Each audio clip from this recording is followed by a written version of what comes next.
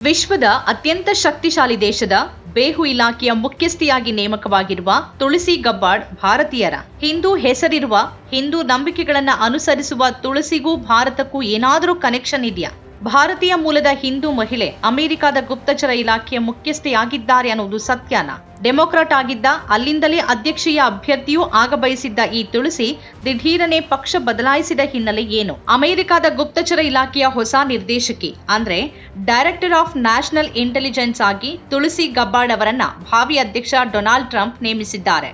Hawaii ಮೂಲದ ಹೆತ್ತವರಿಗೆ ಜನಿಸಿದ ತುಳಸಿ ಗಬ್ಬಾರ್ಡ್ ಟ್ರಂಪ್ರ ಅತ್ಯಂತ ಆಪ್ತ ಹಾಗೂ ಕಟ್ಟ ಬೆಂಬಲಿಗ ನಾಯಕಿಯರಲ್ಲಿ ಒಬ್ಬರು. ಅದಕ್ಕಾಗಿಯೇ ಅವರನ್ನ ಬಹಳ ಮಹತ್ವದ ದೇಶದ ಬೇಹು ಇಲಾಖೆಗೆ ಮುಖ್ಯಸ್ಥರನ್ನಾಗಿ ನೇಮಿಸಲಾಗಿದೆ. ಇವರ ನೇಮಕದ ಬಳಿಕ ಇಲ್ಲಿ ಒಂದು ಗುಂಪು ಅವರು ಭಾರತೀಯ ಮೂಲದವರು ಅಂತ ಸೋಷಿಯಲ್ ಮೀಡಿಯಾದಲ್ಲಿ ಬಹಳ ಸಂಭ್ರಮದಿಂದ ಈ ನೇಮಕಾತಿಯನ್ನ ಹಾಡಿ ಹೊಗಳ್ತಾ ಇದ್ದಾರೆ. ಭಾರತೀಯ ಭಕ್ತಗಣ ಅಮೆರಿಕ ಗುಪ್ತಚರ ಇಲಾಖೆಗೆ ಭಾರತ ಮೂಲದ ಮಹಿಳೆ ಮುಖ್ಯಸ್ಥೆ ಅಂತ ಎಐ ಮೂಲಕ ತುಳಸಿ ಅವರನ್ನ ವೈಭವೀಕರಿಸಿ ಚಿತ್ರಿಸುತ್ತಿರುವ ವಿಡಿಯೋಗಳನ್ನ ಕಾಣಬಹುದು. ಆದ್ರೆ ತುಳಸಿ ಗಬ್ಬಾರ್ಡ್ ನಿಜಕ್ಕೂ ಭಾರತೀಯ ಮೂಲದವರ. 9/11 ಭಯೋತ್ಪಾದಕ ದಾಳಿಯ ಬಳಿಕ ಅಮೆರಿಕ ಸೇನೆಗೆ ಸೇರ್ಪಡೆಗೊಂಡು ಇರಾಕ್ ಸಮರದಲ್ಲೂ ಪಾಲ್ಗೊಂಡಿದ್ದ ಲೆಫ್ಟಿನೆಂಟ್ ಕರ್ನಲ್ ತುಳಸಿ ಗಬ್ಬಾರ್ಡ್ ಯಾರು?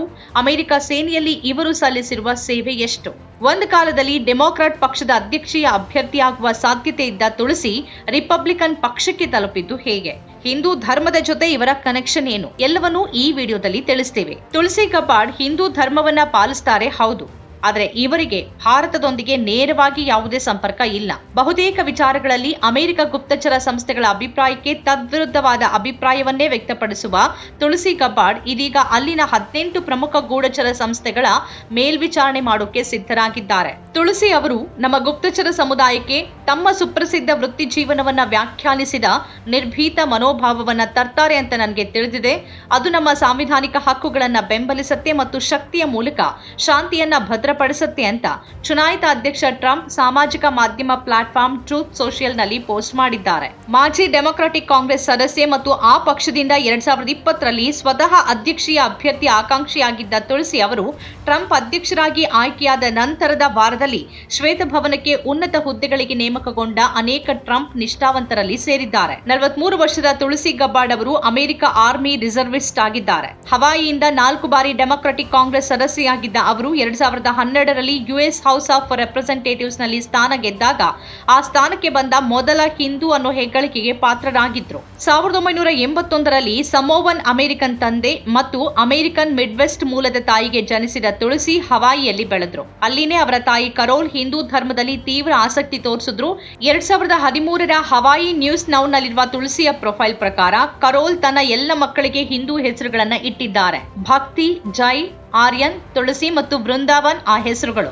ಗಬ್ಬಾರ್ಡ್ ಮನೆಯವರು ತಮ್ಮನ್ನ ಬಹುಜನಾಂಗೀಯ, ಬಹುಸಂಸ್ಕೃತಿ ಮತ್ತು ಬಹುನಂಬಿಕೆಯ ಕುಟುಂಬ ಅಂತ ಗುರುತಿಸಿಕೊಳ್ತಾರೆ ಮತ್ತು ಆ ಬಗ್ಗೆ ಹೆಮ್ಮೆ ಪಡ್ತಾರೆ. ಜನ್ಮಾಷ್ಟಮಿ ಶ್ರೀಕೃಷ್ಣನ ಜನ್ಮದಿನ, ಕ್ರಿಸ್ಮಸ್ ದಿನದಂದು ಲಾರ್ಡ್ ಜೀಸಸ್ ಜನ್ಮದಿನ. ಆದ್ದರಿಂದ ನಾವು ಎರಡನ್ನೂ ಆಚರಿಸ್ತೇವೆ ಅಂತ 2006ರಿಂದ ಹವಾಯಿ ರಾಜ್ಯ ಸೆನೆಟ್ನಲ್ಲಿ ಸೇವೆ ಸಲ್ಲಿಸಿದ ತುಳಸಿಯ ತಂದೆ ಮೈಕ್ 2013ರಲ್ಲಿ ಹವಾಯಿ ನ್ಯೂಸ್ ನೌಗೆ ತಿಳಿಸಿದ್ರು. 2002ರಲ್ಲಿ ತಮ್ಮ 21ನೇ ವಯಸ್ಸಿನಲ್ಲಿ ಹವಾಯಿ ರಾಜ್ಯ ಶಾಸಕಾಂಗಕ್ಕೆ ಚುನಾಯಿತರಾದ ತುಳಸಿ ಆ ಸ್ಥಾನಕ್ಕೆ ಚುನಾಯಿತರಾದ ಅತ್ಯಂತ ಕಿರಿಯ ಮಹಿಳೆ. ಹವಾಯಿ ನ್ಯಾಷನಲ್ ಗಾರ್ಡ್ ಘಟಕದ ಜೊತೆ 2004ರಲ್ಲಿ ಅವರು ಇರಾಕ್ನಲ್ಲಿ ಮಿಲಿಟರಿ ಸೇವೆ ಸಲ್ಲಿಸಿದ್ರು. 2020ರವರೆಗೆ ಹವಾಯಿ ನ್ಯಾಷನಲ್ ಗಾರ್ಡ್ನಲ್ಲಿ ಸೇವೆ ಸಲ್ಲಿಸಿದ ಅವರು ಇದೀಗ ಯುಎಸ್ ಆರ್ಮಿ ರಿಸರ್ವ್ಗೆ ನಿಯೋಜಿತರಾಗಿದ್ದಾರೆ. ಅವರು ಲೆಫ್ಟಿನೆಂಟ್ ಕರ್ನಲ್ ಹುದ್ದೆಯನ್ನ ಹೊಂದಿದ್ದಾರೆ. 2009ರಲ್ಲಿ ಮಧ್ಯಪ್ರಾಚ್ಯದಿಂದ ಮನೆಗೆ ಹಿಂತಿರುಗಿದ ಅವರು ಮತ್ತೆ ಹವಾಯಿ ರಾಜಕೀಯವನ್ನ ಪ್ರವೇಶಿಸಿದ್ರು. ಅಲ್ಲಿ ಚುನಾವಣೆ ಗೆದ್ದು ಹೊನೊಲುಲು ಸಿಟಿ ಕೌನ್ಸಿಲ್ನ ಸದಸ್ಯರಾದ್ರು. 2012ರಲ್ಲಿ ಹವಾಯಿಯ 2ನೇ ಕಾಂಗ್ರೆಸ್ ಜಿಲ್ಲೆಯಿಂದ ಅವರು ಯುಎಸ್ ಹೌಸ್ ಆಫ್ ರೆಪ್ರೆಸೆಂಟೇಟಿವ್ಸ್ಗೆ ಆಯ್ಕೆಯಾದ್ರು. ಈ ಮೂಲಕ ಕಾಂಗ್ರೆಸ್ಗೆ ಚುನಾಯಿತರಾದ ಮೊದಲ ಸಮೋವನ್ ಅಮೆರಿಕನ್ ಮತ್ತು ಹಿಂದೂ ಅನ್ನೋ ಹೆಗ್ಗಳಿಕೆಗೆ ಪಾತ್ರರಾದ್ರು. ಭಗವದ್ಗೀತೆಯ ಮೇಲೆ ಪ್ರತಿಜ್ಞೆ ಮಾಡಿದ ಅವರು ಭಗವದ್ಗೀತೆ ಜೀವನದಲ್ಲಿ ಅನೇಕ ಕಠಿಣ ಸವಾಲುಗಳ ಸಮಯದಲ್ಲಿ ಆಂತರಿಕ ಶಾಂತಿ ಮತ್ತು ಶಕ್ತಿಯ ಪ್ರಚಂಡ ಮೂಲವಾಗಿತ್ತು ಅಂತ ತುಳಸಿ ಹೇಳಿದ್ರು. ತುಳಸಿ ಅವರು ಸಿನಿಮಾಟೋಗ್ರಾಫರ್ ಅಬ್ರಹಂ ವಿಲಿಯಮ್ಸ್ ಅವರನ್ನ ವಿವಾಹ ಆಗಿದ್ದಾರೆ. ಹಿರಿಯ ಡೆಮೊಕ್ರಾಟಿಕ್ ನಾಯಕಿ ನ್ಯಾನ್ಸಿ ಪೆಲೋಸಿ ಅವರು ಪಕ್ಷದ ಉದಯಿಸುತ್ತಿರುವ ತಾರೆ ಅಂತ ಒಮ್ಮೆ ವಿವರಿಸಿದ್ದ ತುಳಸಿ ಪಕ್ಷದ ನಿಲುವಿಗೆ ವಿರುದ್ಧವಾದ ನಿಲುವುಗಳನ್ನ ಅನೇಕ ಬಾರಿ ಪ್ರತಿಪಾದಿಸಿದ್ರು. ವಿದೇಶಾಂಗ ನೀತಿಯ ಬಗ್ಗೆ ತುಳಸಿ ಹಲವು ಬಾರಿ ಭಿನ್ನಾಭಿಪ್ರಾಯ ವ್ಯಕ್ತಪಡಿಸಿದ್ದಾರೆ. 2015ರಲ್ಲಿ ಸಮಯದಲ್ಲಿ ಸಿರಿಯಾ ಅಧ್ಯಕ್ಷ ಬಶರ್ ಅಲ್ ಅಸದ್ ಅವರ ಆಡಳಿತದ ವಿರುದ್ಧದ ಚಳುವಳಿಗಳನ್ನು ಬೆಂಬಲಿಸುವುದನ್ನು ನಿಲ್ಲಿಸುವಂತೆ ಒಬಾಮಾ ಆಡಳಿತವನ್ನ ಒತ್ತಾಯಿಸಿದ್ದಕ್ಕಾಗಿ ಅವರು ಡೆಮೊಕ್ರಾಟ್ಗಳಿಂದ ಭಾರೀ ಟೀಕೆಗಳನ್ನು ಎದುರಿಸಿದ್ರು. ಅಸಾದ್ ಅವರನ್ನ ತೆಗೆದುಹಾಕಬೇಕು ಅಂತ ನಾನು ಭಾವಿಸೋದಿಲ್ಲ ಅಂತ ಅವರು ಆ ಸಮಯದಲ್ಲಿ ಹೇಳಿದ್ರು.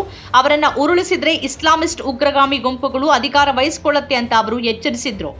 2020ರಲ್ಲಿ ಇರಾನ್ನ ಉನ್ನತ ಜನರಲ್ ಖಾಸಿಂ ಸುಲೈಮಾನಿ ಮೇಲೆ ಡ್ರೋನ್ ದಾಳಿಗೆ ಆದೇಶ ನೀಡುವ ಟ್ರಂಪ್ ನಿರ್ಧಾರವನ್ನ ತುಳಸಿ ಖಂಡಿಸಿದ್ರು. ಈ ಕ್ರಮವನ್ನ ಅಸಂವಿಧಾನಿಕ ಮತ್ತು ಅಪಾಯಕಾರಿ ಉಲ್ಬಣ ಅಂತ ಅವರು ವಿಶ್ಲೇಷಿಸಿದ್ರು. ರಷ್ಯಾ ಉಕ್ರೇನ್ ಯುದ್ಧದ ಕುರಿತು ಡೆಮೊಕ್ರಾಟಿಕ್ ಪಕ್ಷದ ನಿಲುವಿನಿಂದಾಗಿ ಅಂತಿಮವಾಗಿ ತುಳಸಿ ಡೆಮೊಕ್ರಾಟ್ ಪಕ್ಷವನ್ನ ತೊರೆಯುವ ನಿರ್ಧಾರಕ್ಕೆ ಬಂದಿದ್ರು. ನೇಟೋ ವಿಸ್ತರಣೆ ಯುದ್ಧಕ್ಕೆ ಕಾರಣ ಅಂತ ಅವರು ಹೇಳಿದ್ರು. 2022ರಲ್ಲಿ ಪಕ್ಷಕ್ಕೆ ರಾಜೀನಾಮೆ ನೀಡುವಾಗ ಡೆಮೊಕ್ರಾಟ್ ಪಕ್ಷವನ್ನ ಯುದ್ಧಕೋರರ ಕುಲೀನರ ಕೂಟ ಮುನ್ನಡೆಸುತ್ತಿದೆ ಅಂತ ಅವರು ಆರೋಪಿಸಿದ್ರು. ಪ್ರತಿಯೊಂದು ಸಮಸ್ಯೆಯನ್ನ ಜನಾಂಗೀಯಗೊಳಿಸೋದು ಮತ್ತು ಬಿಳಿಯ ವಿರೋಧಿ ವರ್ಣಭೇದ ನೀತಿಯನ್ನ ಪ್ರಚೋದಿಸುವ ಮೂಲಕ ದೇಶವನ್ನ ವಿಭಜಿಸುವ ಪ್ರಯತ್ನ ಮಾಡಲಾಗ್ತಿದೆ ಅಂತ ಅವರು ತಾವು ಬಿಡುತ್ತಿರುವ ಪಕ್ಷವನ್ನ ಟೀಕಿಸಿದ್ರು. ಆ ಸಮಯದಲ್ಲೂ ಅವರು ರಿಪಬ್ಲಿಕನ್ ಪಕ್ಷಕ್ಕೆ ಸೇರ್ಲಿಲ್ಲ, ಬದಲಿಗೆ ಸ್ವತಂತ್ರವಾಗಿ ಉಳಿಯಲು ನಿರ್ಧರಿಸಿದ್ರು. ಕೇವಲ ತಿಂಗಳ ಹಿಂದೆ ದಿಢೀರನೆ ರಿಪಬ್ಲಿಕನ್ ಪಕ್ಷಕ್ಕೆ ಸೇರಿಕೊಳ್ಳುವ ಮೊದಲೇ ಟ್ರಂಪ್ ಬೆಂಬಲಿಗ ಬಲಪಂಥೀಯ ಚಾನೆಲ್ ಫಾಕ್ಸ್ ನ್ಯೂಸ್ ನಲ್ಲಿ ತುಳಸಿ ಅತ್ಯಂತ ಪ್ರಮುಖ ರಾಜಕೀಯ ನಿರೂಪಕರಲ್ಲಿ ಒಬ್ಬರಾಗಿ ಟ್ರಂಪ್ಗೆ ಸತತ ಬೆಂಬಲ ಸೂಚಿಸಿದ್ರು. ಟ್ರಂಪ್ ಯುದ್ಧವನ್ನ ಕೊನೆಯ ಉಪಾಯವಾಗಿ ನೋಡ್ತಾರೆ ಅಂತ ಟ್ರಂಪ್ಗೆ ಬೆಂಬಲ ಸೂಚಿಸ್ತಾ ತುಳಸಿ ಹೇಳಿದ್ರು. ಅಮೆರಿಕದ ರಾಷ್ಟ್ರೀಯ ಗುಪ್ತಚರ ಕಾರ್ಯಕ್ರಮದ ಮುಖ್ಯಸ್ಥರಾಗಿ DNI ಅಂದ್ರೆ ಡೈರೆಕ್ಟರ್ ಆಫ್ ನ್ಯಾಷನಲ್ ಇಂಟೆಲಿಜೆನ್ಸ್ ಕಾರ್ಯನಿರ್ವಹಿಸುತ್ತಾರೆ. ಇದೀಗ ಆ ಹುದ್ದೆ ತುಳಸಿಯವರದ್ದಾಗಿದೆ. ಅಧ್ಯಕ್ಷರಿಗೆ ರಾಷ್ಟ್ರೀಯ ಭದ್ರತಾ ಮಂಡಳಿಗೆ ಮತ್ತು ಹೋಮ್ಲ್ಯಾಂಡ್ ಸೆಕ್ಯೂರಿಟಿ ಕೌನ್ಸಿಲ್ಗೆ ರಾಷ್ಟ್ರೀಯ ಭದ್ರತೆಗೆ ಸಂಬಂಧಿಸಿದ ಗುಪ್ತಚರ ವಿಷಯಗಳ ಕುರಿತು ಸಲಹೆ ನೀಡುವ ಜವಾಬ್ದಾರಿ ಇನ್ಮುಂದೆ ಅವರದ್ದು. ಪ್ರತಿದಿನ ಬೆಳಗ್ಗೆ ಅಧ್ಯಕ್ಷ ಟ್ರಂಪ್ ಅವರಿಗೆ ನೀಡಲಾಗುವ ಬೇಹು ವರದಿಯನ್ನ ಅಂತಿಮಗೊಳಿಸುವ ಜವಾಬ್ದಾರಿಯು ಇನ್ನು ತುಳಸಿ ಅವರದ್ದು. 9/11 ಆಯೋಗದ ವರದಿಯ ಶಿಫಾರಸುಗಳ ಆಧಾರದ ಮೇಲೆ ಆ ಹುದ್ದೆಯನ್ನ ಸ್ಥಾಪಿಸಲಾಗಿತ್ತು. DNI ಆಗಿ ತುಳಸಿ ಗಬ್ಬಾರ್ಡ್ ಅವರ ನೇಮಕಾತಿಗೆ ಸೆನೆಟ್ ಅನುಮೋದನೆಯ ಅಗತ್ಯ ಇರುತ್ತೆ. ರಿಪಬ್ಲಿಕನ್ನರು US ಸೆನೆಟ್ನ ಹಿಡಿತವನ್ನ ಮರಳಿ ಪಡೆದಿರೋದ್ರಿಂದ ಅದಿನ್ನೂ ಔಪಚಾರಿಕ ಪ್ರಕ್ರಿಯೆ ಮಾತ್ರ. 2021ರಲ್ಲಿ DNI ಆಗಿ ನೇಮಕಗೊಂಡ ಮೊದಲ ಮಹಿಳೆಯಾದ ಅವರಿಲ್ ಹೈನ್ಸ್ ಅವರಿಂದ ತುಳಸಿ ಅಧಿಕಾರವನ್ನ ಪಡೆದುಕೊಳ್ಳಲಿದ್ದಾರೆ. ಅಂದಹಾಗೆ DNI ಅಂದ್ರೆ ಜಾಗತಿಕವಾಗಿ ಖ್ಯಾತಿ ಕುಖ್ಯಾತಿ ಎರಡನ್ನೂ ಗಳಿಸಿರುವ ಅಮೆರಿಕದ ಬಾಹ್ಯ ಬೇಹು ಸಂಸ್ಥೆ. CIA ಅಂದ್ರೆ ಸೆಂಟ್ರಲ್ ಇಂಟೆಲಿಜೆನ್ಸ್ ಏಜೆನ್ಸಿ ಮುಖ್ಯಸ್ಥರ ಹುದ್ದೆ ಅಲ್ಲ. ಜಾನ್ ರಾಟ್ಕ್ಲಿಫ್ CIA ನಿರ್ದೇಶಕರಾಗಿ ಆಯ್ಕೆಯಾಗಿದ್ದಾರೆ. US ಗುಪ್ತಚರ ಸಂಸ್ಥೆಗಳೊಂದಿಗೆ 16 ವಿಷಯಗಳಲ್ಲಿ ಸದಾ ಭಿನ್ನಾಭಿಪ್ರಾಯ ಹೊಂದಿರುವ ತುಳಸಿ ಇದೀಗ ಇದೇ ಸಂಸ್ಥೆಗಳ ಮುಖ್ಯಸ್ಥಿಯಾಗಿ ಹೇಗೆ ಕಾರ್ಯನಿರ್ವಹಿಸುತ್ತಾರೆ ಅನ್ನೋದನ್ನ ಕಾದ್ ನೋಡ್ಬೇಕಿದೆ. ಸ್ವತಂತ್ರ ಪತ್ರಿಕೋದ್ಯಮ ಇಂದಿನ ತುರ್ತು ಅದನ್ನ ವಾರ್ತಾ ಭಾರತಿ ಮಾಡ್ತಾ ಇದೆ. ನಮ್ಮ ಚಾನೆಲ್ ಅನ್ನ ಸಬ್ಸ್ಕ್ರೈಬ್ ಮಾಡೋದ್ರ ಜೊತೆಗೆ ಬೆಲ್ ಐಕಾನ್ ಒತ್ತಿ ನಮ್ಮನ್ನು ಬೆಂಬಲಿಸಿ. ಹಾಗೆ ನಮ್ಮ ಕಾರ್ಯಕ್ರಮಗಳನ್ನು ಲೈಕ್ ಮಾಡಿ, ಕಮೆಂಟ್ ಮಾಡಿ, ಅದನ್ನು ಬೇರೆಯವ್ರಿಗೂ ಕೂಡ ಶೇರ್ ಮಾಡಿ. ಹೀಗೆ ನೀವು ಮಾಡಿದಾಗ ನಮ್ಮ ಚಾನೆಲ್ ಮತ್ತಷ್ಟು ಜನರಿಗೆ ತಲುಪತ್ತೆ. ಆ ಮೂಲಕ ನಮಗೆ ಸಹಕಾರ ಆಗುತ್ತೆ. ಇದು ನೀವು ಯಾವುದೇ ಖರ್ಚಿಲ್ಲದೆ ಮಾಡಬಹುದಾದ ಸಹಕಾರ. ಧನ್ಯವಾದ.